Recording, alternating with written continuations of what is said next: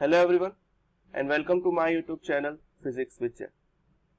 आज की इस क्लास में हम magnetic effect of current class 12 physics का जो एक मोस्ट इंपॉर्टेंट चैप्टर है उसको स्टार्ट करेंगे और समझेंगे कि कैसे जो है magnetic field and electric field के बीच में रिलेशन होता है। So let's start today's chapter. So magnetic effect of current तो क्लास 12 फिजिक्स का एक बहुत ही ज्यादा इंपॉर्टेंट चैप्टर है। हर साल सीबीएसई में इससे 2 या 3 क्वेश्चन तो मिनिमम पूछे जाते हैं। ये क्वेश्चन मिनिमम बता रहा हूं, हर साल मिनिमम 2 से 3 क्वेश्चंस जो है इस पर्टिकुलर चैप्टर से आते हैं। वो डेरिवेशंस भी हो सकती हैं, वो न्यूमेरिकल्स भी हो सकते हैं, वो कुछ भी हो सकता है। तो चलिए इस चैप्टर को जो है हम स्टार्ट करते हैं। सो इस चैप्टर में सबसे पहली चीज जो हमको सीखनी है वो होगी कि मैग्नेटिक फील्ड क्या होती है। सबसे पहले हमें कंसेप्ट ऑफ मैग्नेटिक फील्ड समझना होगा कि मैग्नेटिक फील्ड का कंसेप्ट क्या है और कहां से ये कंसेप्ट हमारे पास आता है। तो हम जो है अपनी छोटी क्लासेस से जानते हैं कि जो मैग्नेट होती है अट्रैक्ट करती है small pieces of iron, cobalt and निकल। कोई भी मैग्नेट है, आपने बचपन में मैग्नेट से भी बहुत बार खेला होगा। तो किसी भी तरह की मैग्नेट हमारे पास है तो वो स्मॉल पीसेस हो गए आयरन के, कोबाल्ट के या निकल के, या फिर इसके अलावा कोई भी मेटल के जो पीसीज हैं उसको एक मैग्नेट जो है अट्रैक्ट करती है। तो सबसे पहला जो ये मतलब है मैग्नेट का हम यहां पे समझते हैं। After that space around a magnet within which its influence can be experienced is called magnetic field. Okay, so इसको हम और डिटेल में समझ सकते हैं कि फॉर एन एग्जांपल कि हमारे पास मान लीजिए ये एक मैग्नेट है, ये हमारा नॉर्थ पोल है मैग्नेट का और ये हमारा मैग्नेट का साउथ पोल है। ओके, हमारे मैग्नेट के 2 पोल्स होते हैं, एक नॉर्थ पोल होता है, एक साउथ पोल होता है। इन सब चीजों के बारे में आपको छोटी क्लासेस से पता है, पर फिर भी हम आज की क्लास में इसको काफी डिटेल में समझेंगे। सो एक नॉर्थ पोल होता है, एक साउथ पोल होता है। I am not doing the field lines, अभी मैं जो है फील्ड लाइंस यहाँ पे ड्रॉ नहीं कर रहा हूँ, जस्ट समझा रहा हूं मैं आपको। तो इसके आसपास का जो रीजन है, मान के चलिए ये आसपास का इसका कोई पर्टिकुलर रीजन है, तो ये आसपास का कोई पर्टिकुलर एरिया हो गया। अब इस आसपास के पर्टिकुलर एरिया में मान लीजिए मेरे पास कोई आयरन का सब्सटेंस है, मान लीजिए कोई आयरन का पार्टिकल है, तो वो आयरन का पार्टिकल इस मैग्नेट के द्वारा अट्रैक्ट कर लिया जाएगा। सिमिलरली अगर कोई कोबाल्ट का पार्टिकल है उसको ये मैग्नेट अट्रैक्ट कर लेगी। सिमिलरली अगर कोई निकल का पार्टिकल है तो उसको भी ये मैग्नेट जो है अपनी तरफ अट्रैक्ट कर लेगी। तो ये जो रीजन है जिस रीजन में आते ही ये आयरन, निकल, कोबाल्ट या कोई भी मेटेलिक सब्सटेंस मैग्नेट की तरफ अट्रैक्ट हो जाता है, that region is called magnetic field. वो एरिया जिस एरिया के अंदर अगर कोई भी मेटेलिक सब्सटेंस एंटर कर जाता है तो वो मैग्नेट से बच के बाहर नहीं जा सकता, वो भैया मैग्नेट से चिपक ही जाएगा। आप लोगों ने बचपन में कहावत भी सुनी होगी, अभी भी काफी बार कहावत सुनने को आती है कि अपने इलाके में तो हर कोई शेर होता है। उसी तरीके से मैग्नेट भी अपने इलाके में शेयर होती है भैया। तो जैसे ही कोई निकल वगैरह सब्सटेंस को दिखता है वो अपनी तरफ अट्रैक्ट कर लेती है और इसी एरिया को, इसी रीजन को, इसी इलाके को हम मैग्नेटिक फील्ड कहते हैं। It is as simple as that. Okay, तो जैसे कि कोई भी हमारा मैग्नेट है वो हमारा आयरन या इन सब पीसेस को अपनी तरफ जो है अट्रैक्ट कर लेता है। ये हमारा यहाँ पे ये चीज होती है। ठीक है, सो अब हम आगे चलते हैं। अब जो हम आगे चलने की कोशिश करते हैं। So now we will study about magnets in little bit detail. तो कोई भी हमारी मैग्नेट है उसमें 2 पोल्स हमारे पास होते हैं। सबसे पहली चीज मैग्नेट होती है, कोई भी हमारे पास मैग्नेट होती है उसके अंदर 2 पोल्स, उसके अंदर पोल्स होते हैं। मैग्नेट के अंदर पोल्स होते हैं। पोल्स जो है हमारे 2 तरीके के होते हैं। एक पोल को हम कहते हैं नॉर्थ पोल, एक पोल को हम कहते हैं साउथ पोल। 2 तरह के जो है हमारे पास यहाँ पे पोल्स होते हैं। और जो हमारी मैग्नेटिक फील्ड है, अगर मैं मैग्नेटिक फील्ड की बात करता हूं कि मैं मैग्नेटिक फील्ड किस तरीके से हमारी बिहेव करती है, तो जो हमारी मैग्नेटिक फील्ड है उसके भी 2 केसेस हैं। एक तो आउटसाइड ऑफ द मैग्नेट और एक हमारा इनसाइड।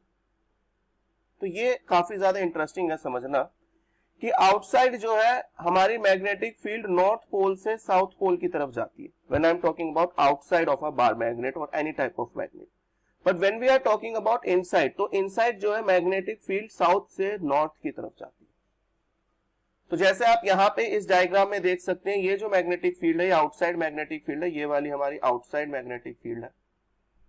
ओके, और ये आप देख सकते हैं नॉर्थ पोल से ओरिजिनेट हो रही है और साउथ पोल पे हमारा एंड हो रही है। But when we are talking about inside, जब हम जो है इसके अंदर की बात करते हैं कि अंदर कैसे जो है मैग्नेटिक फील्ड हमारी जा रही होगी, तो अंदर ये साउथ का जो रीजन है, तो साउथ पोल से नॉर्थ पोल की तरफ जो है इस तरीके से हमारी मैग्नेटिक फील्ड लाइंस जा रही होंगी। इस तरीके से ये पैरेलल में हमारी मैग्नेटिक फील्ड लाइन जो है साउथ से नॉर्थ की तरफ आपको जाती नजर आएंगी इनसाइड द मैग्नेट, मैग्नेट के अंदर। ये इनसाइड का केस हो गया। तो इनसाइड में मैग्नेट जो है हमारी जाती है साउथ से नॉर्थ, तो ये हमारी इनसाइड हो गई। ओके, सो आउटसाइड नॉर्थ से south, inside south to north, easy. Next, so magnets के बारे में और कुछ बातें हम कर सकते हैं कि अट्रैक्शन और रिपल्शन जो है बेसिक प्रॉपर्टीज है मैग्नेट की। सो अगर कोई सिमिलर मैग्नेट्स होती हैं, सो फॉर एग्जांपल एक नॉर्थ पोल है और दूसरा भी नॉर्थ पोल है, तो they will repel each other. एक साउथ पोल दूसरे साउथ पोल को भी रिपेल करेगा। बट जब हमारे पास एक तरफ नॉर्थ पोल है और एक तरफ साउथ पोल है, तो वो एक दूसरे को अट्रैक्ट करेंगे। ठीक है, तो जब हमारे पास नॉर्थ और साउथ यानी कि अपोजिट पोल्स होते हैं, तो वो एक दूसरे को अट्रैक्ट करते हैं। तो हम सिंपली यहां पे लिख सकते हैं, when we have opposite poles, हमारे पास जो है अट्रैक्शन होगी। जब अपोजिट पोल होंगे तो अट्रैक्ट करेंगे, और जब हमारे पास सिमिलर पोल्स होंगे, जब हमारे पास सिमिलर पोल्स होंगे तो they will repel each other. Similar poles जो है एक दूसरे को रिपेल करेंगे और अपोजिट पोल्स जो है एक दूसरे को अट्रैक्ट करेंगे। ये हमारा जो है बेसिक प्रॉपर्टी जो है मैग्नेट की होती है। तो अभी तक हमने जो भी देखा उसमें हमने देखा कि मैग्नेट की बेसिक प्रॉपर्टीज क्या होती हैं, कैसे जो है मैग्नेट पूरा काम करती है, और उसकी बेसिक प्रॉपर्टीज को हमने यहाँ पे देखा। Now what we are going to do now, अब जो है हम समझेंगे कि कैसे, ये जो चैप्टर का नाम है हमारा, चैप्टर का नाम क्या है हमारे चैप्टर का नाम है मैग्नेटिक इफेक्ट ऑफ करंट। तो अभी तक सिर्फ हमने मैग्नेट के बारे में देखा। तो अब मैं टॉपिक कराऊंगा, वहीं से जो है शुरुआत होती है मैग्नेटिक इफेक्ट ऑफ करंट की। जो पहली बार हमें पता लगता है कि भाई मैग्नेट से आप इलेक्ट्रिक फील्ड प्रोड्यूस करवा सकते हैं या फिर इलेक्ट्रिक करंट प्रोड्यूस करा सकते हैं, चार्ज को फ्लो करवा सकते हैं with the help of magnetic field. वो हमारा जो फर्स्ट स्टेप जिसने रखा था, उनके बारे में अब जो है हम देखेंगे। तो first step in understanding the magnetic effect of current was done by Oersted. Oersted sir के द्वारा एक्सपेरिमेंट किया गया और उस एक्सपेरिमेंट से हमारे पास ये रिजल्ट आया। तो क्या एक्सपेरिमेंट था और कैसे जो है ये सब चीजें चली। तो ओरिस्टिड सर अपनी लैब के अंदर एक्सपेरिमेंट्स कर रहे थे regarding electric field and motion of the current and all this. अचानक से उन्हीं के आसपास की टेबल पे कहीं पर कंपास पड़ा था, और कंपास हमारे पास रखा था, उनकी जो टेबल है एक्सपेरिमेंट की टेबल थी उसके आसपास।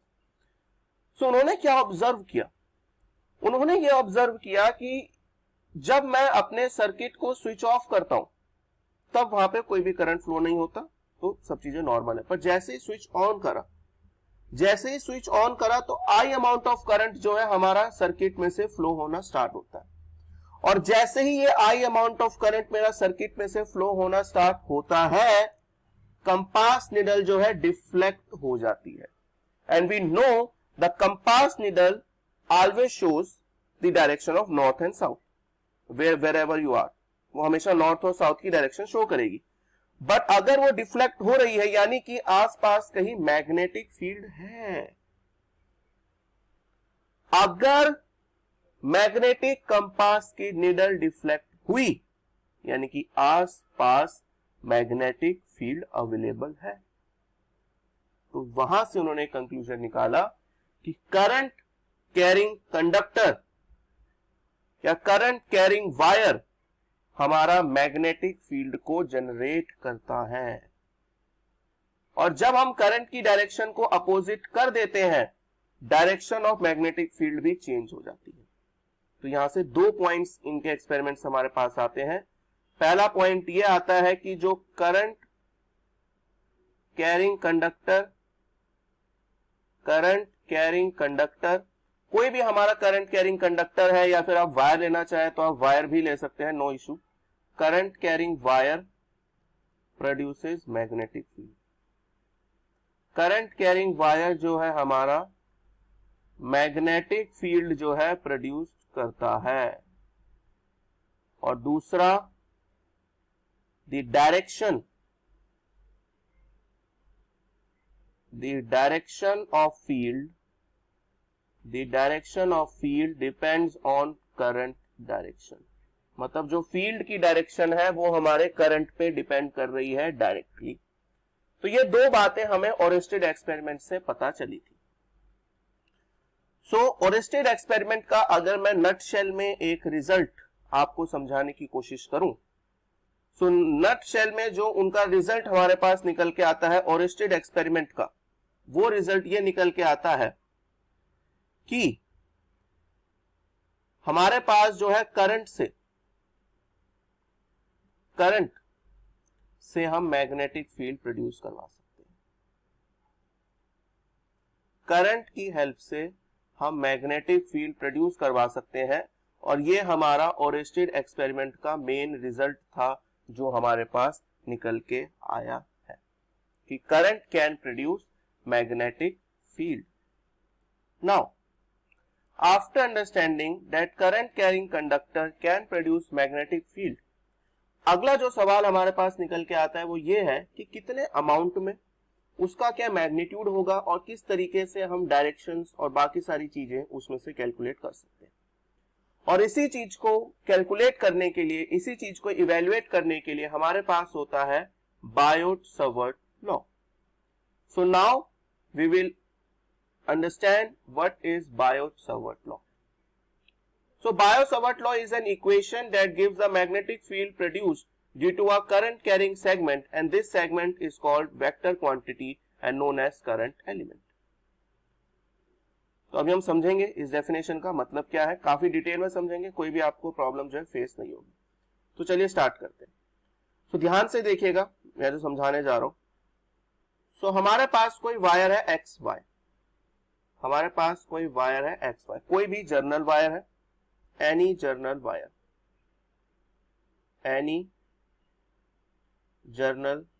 वायर, मतलब कोई भी हम वायर ले रहे हैं, स्पेसिफिक नहीं कि वायर स्ट्रेट लाइन होना चाहिए, सर्कुलर होना चाहिए, एनी टाइप ऑफ वायर।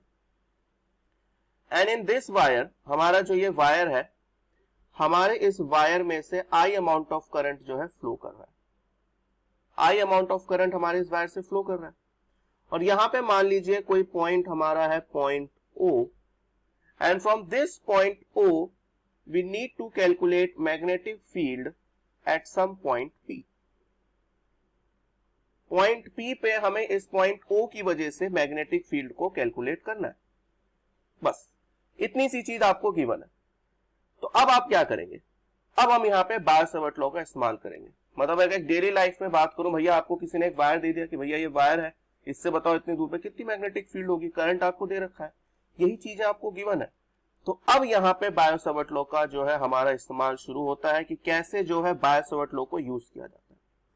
तो यहाँ पे हम क्या करेंगे, यहाँ पे हम एक स्मॉल एलिमेंट लेंगे, यहाँ पे हम एक स्मॉल करंट कैरिंग एलिमेंट जो है यहाँ पे लेंगे, and this element is your DL. So ये जो हमारे पास यहाँ पे चीज है, ये हमारे पास एक करंट कैरिंग एलिमेंट है, that is DL, and the distance between point P and point O is given by some position vector R, और जो हमारा डीएल है और R के बीच में कोई एंगल बन रहा होगा हमारा थीटा। ओके, तो क्या क्या चीजें हमारे पास यहाँ पे है। तो सबसे पहले I है हमारे पास करंट इन वायर, मतलब जो हमारे पास वायर है उसके थ्रू जो करंट फ्लो हो रहा है।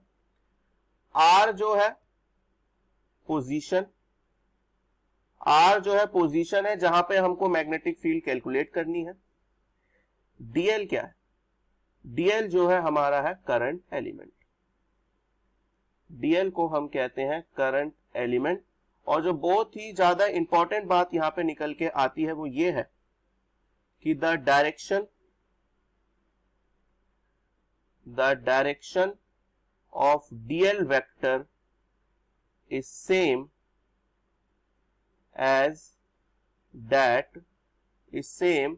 as that of current I। मतलब जो हमारे पास dl वेक्टर है उस dl वेक्टर की जो डायरेक्शन होगी वो वही डायरेक्शन होगी जो हमारे करंट की डायरेक्शन है। ये एक बहुत ही स्पेसिफिक बात है जो मैं यहां पे बोल रहा हूं। अब हम जो है आगे चलते हैं और समझते हैं कि बायो-सावर्ट लॉ क्या है। सो अभी जो हमने ऊपर जो भी पॉइंट्स इंक्लूड किए थे बायो-सावर्ट लॉ को समझने के लिए, उन्हीं के हेल्प से हम बायो-सावर्ट लॉ को डिराइव करेंगे। सो बायो-सावर्ट लॉ में कुछ स्टेटमेंट्स हैं। तो पहली स्टेटमेंट ये है कि जो मैग्नीट्यूड है, यानी कि जो मैग्नेटिक फील्ड हमारी होती है, magnetic field due to DL, मतलब डीएल वेक्टर की वजह से जो मैग्नेटिक फील्ड होती है उसको हम लिखते हैं डीबी वेक्टर, पहली बात। And the magnitude of this dB vector, and the magnitude is directly proportional to the amount of current flowing. The magnitude is directly proportional to the length element. The magnitude is directly proportional to the sin theta. जो हमारा dl और r vector के बीच में angle बन रहा था उससे भी ये डायरेक्टली प्रोपोर्शनल होती है। And this magnetic field is inversely proportional to the distance between the current element and the point where we need to calculate magnetic field. So अब अगर मैं इसको यूज करता हूं, इन सारे पॉइंट्स को मैं एक साथ लाता हूं, तो मेरे पास क्या आएगा? मेरे पास आएगा dB is directly proportional to I dl sin theta divided by r square। और जब भी हम कभी किसी भी प्रोपोर्शनैलिटी कांस्टेंट को हटाते हैं तो हमारे पास एक कांस्टेंट आता है, that is k I dl sin theta divided by r square। तो यहां पे हमारे पास एक कांस्टेंट जो है निकल के आया है which is k and the value of this k is, तो हमारे पास जो यहाँ पे कांस्टेंट आया है k, उसकी वैल्यू हमारी होती है mu not divided by 4 pi which is equals to 10 raised to the power minus 7 Tesla meter ampere inverse. This is the value of k, and here we have a term mu naught which is known as permeability of free space. Permeability of free space. Free space की जो permeability होती है वो होती है mu naught, and उसकी value होती है हमारी 4 pi into 10 raise to the power minus 7 tesla metre ampere inverse.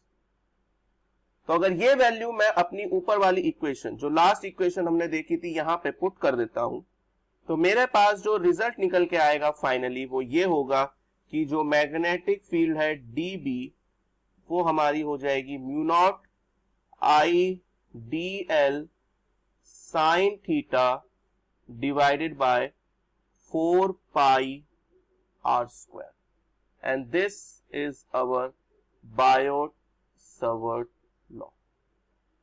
तो ये हमारा जो है बायोट-सावर्ट लॉ है, जिसके वजह से कोई भी हमारा एक वायर है, दोबारा बता दे रहा हूं, कोई भी हमारा कोई एक्स वाई वायर है, उसमें कोई हम एक पर्टिकुलर करंट एलिमेंट डीएल ले रहे हैं, इस वायर में से I amount of current flow हो रहा है, और किसी एक पॉइंट पी जो आर डिस्टेंस पे है, हमारे इस पॉइंट पी पे जो स्मॉल मैग्नेटिक फील्ड होगी due to this current element. Biot Savart law से अभी तक हमने सिर्फ ये करंट एलिमेंट डीएल जो है इसके थ्रू मैग्नेटिक फील्ड पी पे निकालना सीखा है। And this completes our Biot-Savart law and our video. So thanks for watching our video. Please subscribe my channel and share this video to all your friends and students who are studying in class 12 so that they can clear their concept regarding the Biot-Savart law and magnetic field. So thank you. We will meet in our next video. Thank you everyone.